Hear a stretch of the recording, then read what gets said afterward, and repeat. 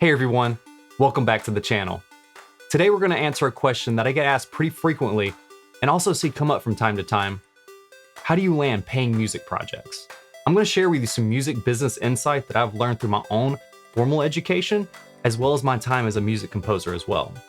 By the end of the video, you'll have 5 tips that have personally worked for me in landing paying music projects. Anything from commercials to corporate promos, trailers, short films, and even feature films. Now, in the grand scale, I'm no one special. I've just been very fortunate and been able to carve out a few pockets and avenues that have allowed me to make some income writing music. It's by no means my only source of income, but it does allow me to invest back in my business and to grow it further. I imagine some people are going to ask, Jeremy, why are you giving away these? Truly, I feel like I'm in a good place with consistent work, and also I really think there's just enough out there for everybody. Now, let's go ahead and jump into the 5 tips to be successful in landing paying music projects. Tip number 1, local presence. What I really mean by this is you need to work very hard to find people that will be your advocates in your area. Who do you already know that you can have conversations with that already work on multimedia projects? Find any local film groups, Zoom conversations, chats that are going on from other people in the area that are into film production. Connect with them. By the end, you want multiple people in your area recommending you as a resource for music. Nothing is better than word of mouth.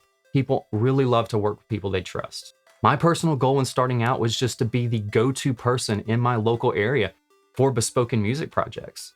I was very fortunate to have a friend of a friend that was known for local videography. I took a leap of faith by offering to score one of his documentaries where his composer had bailed out 2 weeks before it was supposed to be released. Honestly, I had no idea what the hell I was doing. I just knew I wanted to figure it out. I'd never scored anything up until this point. Even today, I credit almost all of my success to him. Tip number 2, local marketing houses. This is a tougher approach, but don't be afraid to get on LinkedIn, Facebook, and just send some emails to local marketing teams. Often they work with production library music just because time is always a consideration for them. Your best chance is to try to build a relationship with one of the creatives internally, show your value, and show how you can work alongside of them without causing much friction. Again, most marketing firms are on a very tight time crunch, so you have to be super flexible and over-deliver to their expectations. After you deliver a project for them, they need to feel like their next project's going to suffer if you're not on board for it. We want to grow and maintain relationships so we can get repeat and continuous work. Tip number 3, local Facebook groups for film production. These groups are in many cities. This is one of the most pivotal changes I made to my outreach that really helped me grow outside of my local community. My best advice to you is to join those groups and reach out anytime you see a casting call come up. Typically when casting calls go out, they often don't have a composer on board already.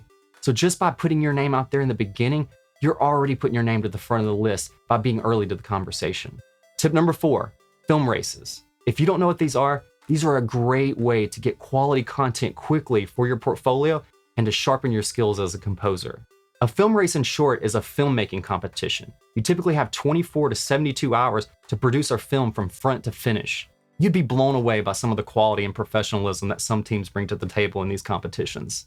While these are rarely paid, it will allow you to work with people that do work in the industry part-time and full-time, and them to get to know you so they can consider you for future paid projects. These competitions can be found in many cities around the country and will often show up in those Facebook groups from tip number 3 as well. When you find them, put yourself in the comments and reach out to these teams as early as possible. Additionally, as composers, we get to work remote, so don't be afraid to reach out to teams across the country as well.